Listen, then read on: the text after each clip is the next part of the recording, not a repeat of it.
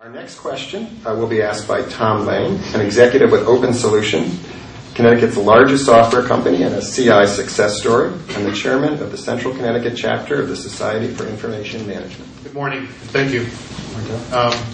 So clearly, drastic measures are going to need to be taken to deal with the $4 billion budget gap within weeks of one of you taking office. Assuming that you're all going to try to make state government more efficient, cut billions here and there, can each of you describe, number one, philosophy, specific structural cuts, tax increases, or borrowing that you're going to take to close this budget gap? This is an issue I've spoken to repeatedly over the last year and a half.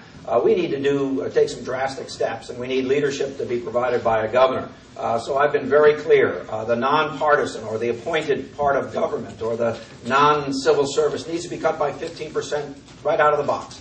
Because if a governor doesn't take those kinds of steps, you're not going to make any progress anywhere else.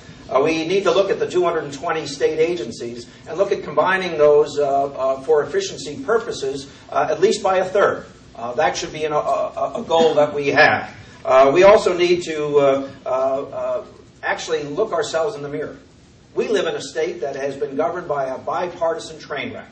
Every single tax increase that has taken place in the state of Connecticut has been signed off by a Republican governor. I'm sitting in this room, and we're having these conversations as if both parties aren't equally to blame. They are.